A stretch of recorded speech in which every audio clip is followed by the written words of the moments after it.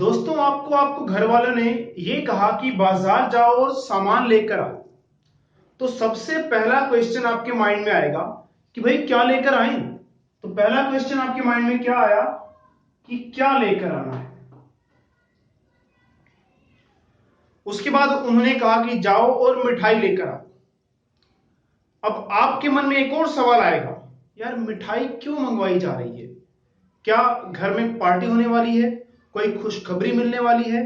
आपके माइंड में बहुत सारे क्वेश्चंस आएंगे कि क्यों क्यों मुझसे मिठाई मंगवाई जा रही है। तो दूसरा क्वेश्चन आपके माइंड में क्या आया? क्यों।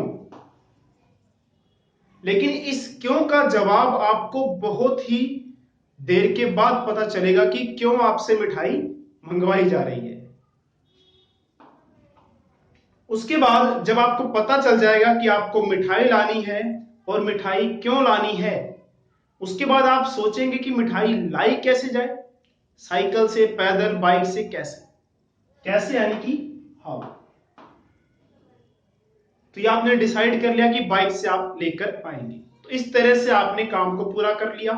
लेकिन इस काम को पूरा करने के लिए आपको तीन चीजों की जरूरत पड़ी, क्या, क्यों और कैसे। इसी तरह से हमारा चैप्टर भी पूरा चलेगा कि चीज है क्या, वो चीज क्यों है और वो कैसे होती है। तो यहां पर चीज नहीं है कोई, यहां पर बात की जाएगी रिप्रोडक्शन की। रिप्रोडक्शन है क्या, रिप्रोडक्शन क्यों है और रिप्रोडक्शन कैसे होता है। तो हमारे चैप्टर का नाम भी है हाउ डू ऑर्गेनिजम्स रिप्रोड्यूस। तो हम हाउ तक पहुंचने के लिए पहले क्या और वाई वाली स्टेज से गुजरेंगे। जैसा कि आपको वाई वाले का आंसर लेट मिला था, तो इसमें भी हो सकता है कि 2 या 3 वीडियोस के बाद ही आपको वाई, रिप्रोडक्शन क्यों जरूरी है, इसका आंसर आपको थोड़ा सा लेट मिलने वाला है। तो चलिए स्टार्ट करते हैं। सबसे पहले बात की जाएगी कि रिप्रोडक्शन होता क्या है। तो रिप्रोडक्शन की डेफिनेशन, रिप्रोडक्शन का मीनिंग क्या बनेगा। देखिए, रिप्रोडक्शन के लास्ट के 4 वर्ड पे फोकस कीजिए, TION। जितने भी लास्ट के 4 वर्ड में अगर TION आता है, वो सभी ज्यादातर कोई ना कोई प्रोसेस होते हैं जिसमें कुछ ना कुछ हो रहा होता है। इवेपोरेशन, जिसमें पानी इवेपोरेट हो रहा होता है, इवेपोरेशन में भी लास्ट में TION आता है। कंडेंसेशन, उसमें भी लास्ट में TION आता है। ऐसे बहुत सारे आपके पास वर्ड्स होंगे जिसके लास्ट में TION होता है और उसमें कुछ ना कुछ प्रोसेस हो रहा है। इसमें भी वही बात है, रिप्रोडक्शन में भी लास्ट में TION आ रहा है, मतलब ये भी एक प्रोसेस ही है। तो इट इज अ प्रोसेस। ये क्या है? ये एक प्रोसेस है। अब ये प्रोसेस तो है, लेकिन कैसी प्रोसेस है भाई, इसमें होगा क्या? तो देखते हैं इसमें क्या होगा। इन विच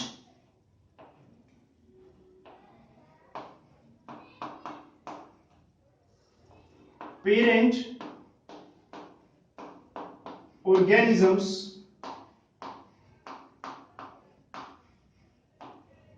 create new organisms। तो इस प्रोसेस में क्या होगा, पेरेंट ऑर्गेनिज्म क्रिएट करेंगे नए ऑर्गेनिजम्स को। पेरेंट यानी कि जो पुराने वाले हैं और न्यू ऑर्गेनिजम्स जो नए वाले हैं। तो पुराने वालों में से नए ऑर्गेनिजम्स क्रिएट होंगे। लेकिन अभी ये मीनिंग पूरा नहीं हुआ। क्यों नहीं हुआ? मेन चीज तो रह ही गई। क्या मेन चीज है वो? कि which look very much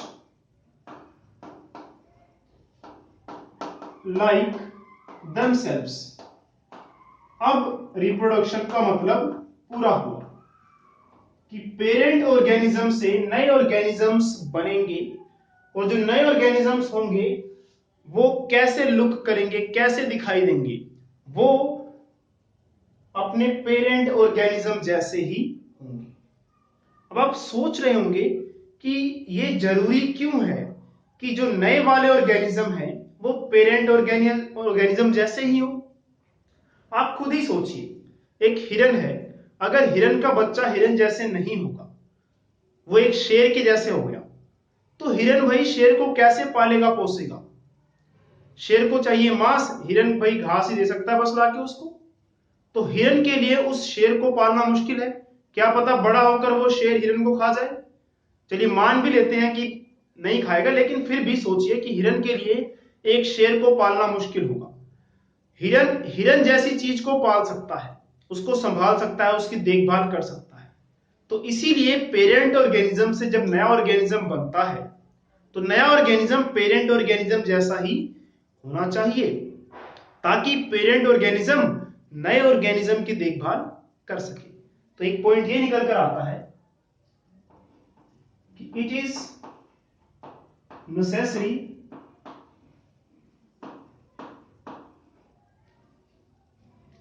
that new organism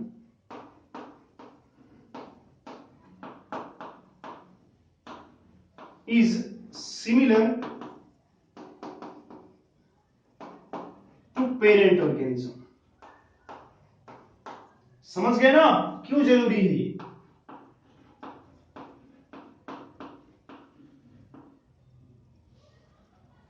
तो हमने बात की रिप्रोडक्शन की, और रिप्रोडक्शन में एक चीज तो पता लगी कि भाई नया वाला ऑर्गेनिज्म पुराने वाले ऑर्गेनिज्म जैसा ही होगा। अब नए वाला ऑर्गेनिज्म पुराने वाले ऑर्गेनिज्म जैसा तभी होगा जब नए वाले ऑर्गेनिज्म का बॉडी डिजाइन पुराने वाले के बॉडी डिजाइन जैसा हो।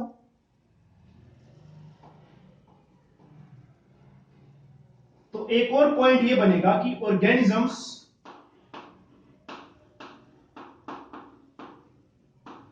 Will be similar. ऑर्गेनिजम्स क्या होंगे? सिमिलर होंगे if their body designs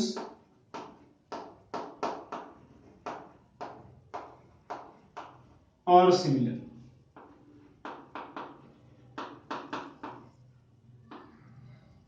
तो अभी कुछ देर तक हम इसी चीज को डिस्कस करेंगे कि नए वाला ऑर्गेनिज्म पुराने वाले जैसा किस तरह से बन सकता है। तो बॉडी डिजाइन दोनों का मैच करना चाहिए। अब बात आती है कि दोनों का बॉडी डिजाइन मैच कैसे करेगा। जैसे एग्जांपल, ये हमारा पेरेंट ऑर्गेनिज्म है और ये हमारा नया ऑर्गेनिज्म है।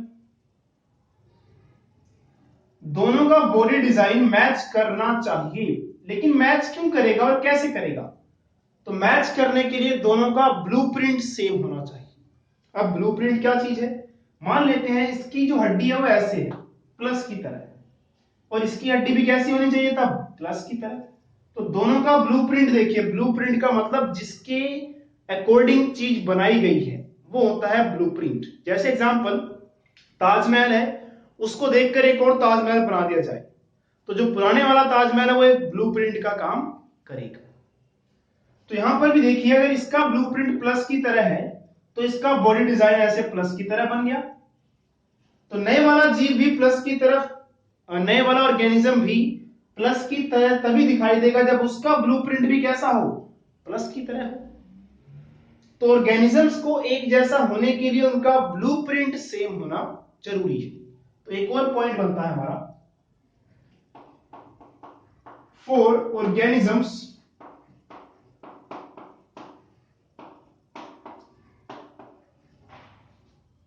टू बी सिमिलर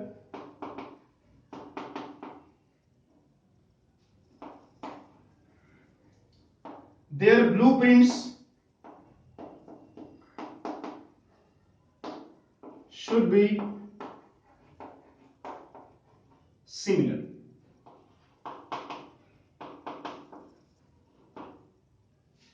चलिए, ये तो सिंपल सी बातें थी, ब्लूप्रिंट वगैरह, ये तो खैर ज्यादा अपने सिलेबस या एग्जाम के पॉइंट ऑफ व्यू से इतनी इंपॉर्टेंट नहीं है, लेकिन आपको चीजों को समझना जरूरी है। तो हमें पता लग गया कि ब्लूप्रिंट सेम होगा तो ऑर्गेनिजम्स का बॉडी डिजाइन भी सेम होगा। अब आते हैं हम अपनी मेन चीज पर कि ऑर्गेनिजम्स में ब्लूप्रिंट नाम की चीज ऐसी है क्या? इसकी जो हड्डी है वो प्लस की तरह है, इसकी हड्डी भी प्लस की तरह है, तो दोनों की हड्डी प्लस की तरह है क्यों? इनका ब्लूप्रिंट कहां से, कैसे, ये ब्लूप्रिंट कैसे बना, कौन है ये ब्लूप्रिंट? तो थोड़ा सा इसके बारे में भी बात कर लेते हैं। तो हम बात कर रहे थे कि ऑर्गेनिजम्स में ऐसा क्या है जो ब्लूप्रिंट का काम करेगा। तो ऑर्गेनिजम्स में ऐसी चीज है क्रोमोसोम। क्रोमोसोम जिसको आपने 9th क्लास में भी पढ़ा होगा, अगर नहीं भी पढ़ा तो कोई बात नहीं।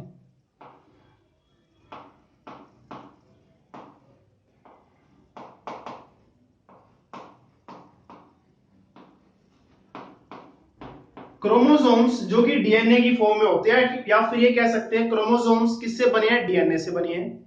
और ये कहां होते हैं? In the nucleus of the cell act as blueprint for body designs।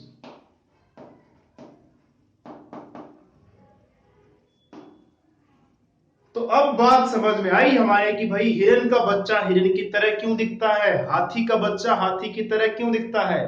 क्योंकि उन दोनों के ही पुराने वाले और नए वाले दोनों ही ऑर्गेनिजम्स का जो ब्लूप्रिंट यानी कि क्रोमोसोम्स हैं, डीएनए हैं, वो एक जैसे होंगे, इसीलिए वो मैच करते हैं आपस में। तो अब हमें इतना तो आइडिया हो गया कि ब्लूप्रिंट का काम कौन करेगा? डीएनए करेगा। अब डीएनए कैसे करेगा वो भी देख लेते हैं।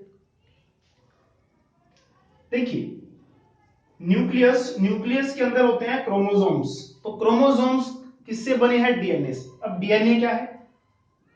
डीएनए कुछ नहीं है, बस एक लंबा, चलिए थोड़ा सा इसको बड़ा ड्रॉ करते हैं।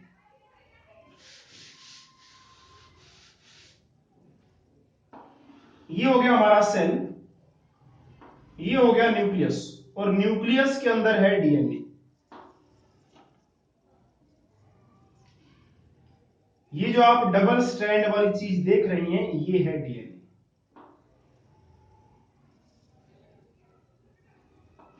न्यूक्लियस और ये अंदर डीएनए। तो ये जो आपको सेल दिखाई दे रहा है, इसका डिजाइन ऐसा क्यों है? क्योंकि इसका जो ब्लूप्रिंट है यानी कि डीएनए है, उसने कहा है कि भाई तेरे को ऐसा दिखना है। अब इसने ऐसे कैसे कह दिया कि भाई तेरे को ऐसे दिखना है और इसने बात को मान लिया? डीएनए में ऐसी क्या खासियत है कि जिसके कहने पे सेल की जो शेप है वो ऐसी हो गई है जैसी आपको दिखाई दे रही है। तो डीएनए के पास एक चीज ऐसी है कि डीएनए जैसा चाहे वैसा काम करवा सकता है। क्यों? क्योंकि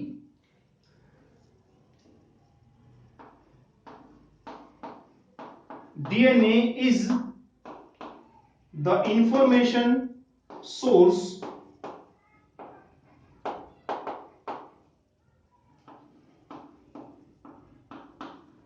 फॉर मेकिंग प्रोटीन्स। ओहो, तो ये बात है। तो अब पता चल गया हमें कि भाई डीएनए के पास ऐसी क्या पावर है, क्या शक्ति है जिसकी वजह से ये इसके बॉडी डिजाइन को अफेक्ट कर रहा है। अब आपको समझ में आ गया होगा कि डीएनए के पास इंफॉर्मेशन सोर्स है। डीएनए एक इंफॉर्मेशन सोर्स है। किस चीज की इंफॉर्मेशन है इसके पास? प्रोटीन्स को बनाने की। तो प्रोटीन्स को बना लिया डीएनए ने, इससे क्या होता है? भाई प्रोटीन्स ही तो बॉडी को बनाते हैं। सेल को बनाने में किसका योगदान है? प्रोटीन का। सिंपल सा एग्जांपल समझिए, जो बॉडी बिल्डर्स होते हैं वो बहुत ज्यादा प्रोटीन खाते हैं, या 7th और 8th में आपने पढ़ा होगा कि प्रोटीन्स जो है बॉडी बिल्डिंग फूड है। अगर मैं ज्यादा प्रोटीन खाऊंगा तो मैं ये मोटा हो जाऊंगा, कम खाऊंगा तो मैं जैसा पतला सा लगता हूं वैसा रहूंगा। तो मेरी बॉडी की डिजाइन कैसी है, किस पे डिपेंड करती है? प्रोटीन पे। तो ऐसा ही एक सेल भी है, तो उसका डिजाइन कैसा होगा, किस पे डिपेंड करेगा? प्रोटीन पे। और प्रोटीन कैसा बनेगा? वो कौन डिसाइड करेगा? डीएनए।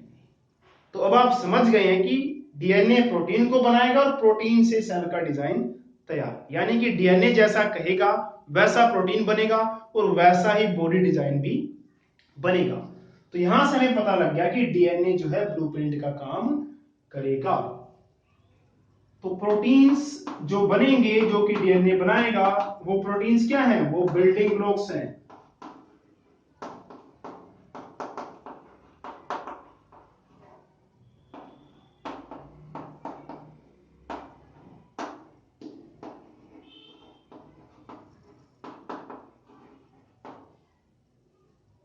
तो दोस्तों आज की वीडियो में इतना ही। अभी हमारा जो टॉपिक है वो क्या वाला ही चल रहा है। अभी आगे हम डिस्कस करेंगे क्यों, और उसके बाद तो खैर पूरा चैप्टर हाउ के ऊपर ही चलता रहेगा। तो आई होप आपको वीडियो पसंद आई होगी, आपको चीजें समझ में आ गई होंगी, और समझ में आ गई है तो वीडियो को लाइक और अपने दोस्तों को ये वीडियो शेयर जरूर कीजिए। और बाकी के जो इसके पार्ट्स हैं वो आपको डिस्क्रिप्शन में आपको सभी पार्ट्स के लिंक मिल जाएंगे। और साथ ही में ये सारी की सारी वीडियोस को मैं हिंदी मीडियम के स्टूडेंट्स के लिए भी बना रहा हूं। जो भी आपको यहाँ इंग्लिश में लिख के दिखाया है वो सब कुछ हिंदी में भी लिखा हुआ आपको बाकी की वीडियोस में मिलेगा, ताकि आप अच्छे से नोट्स प्रिपेयर करके इस चैप्टर को बहुत ही अच्छे से तैयार करें एग्जाम के लिए, क्योंकि इस चैप्टर को बहुत कम डिस्कस किया जाता है आपकी क्लास में। तब तक के लिए दोस्तों अलविदा और जय हिंद।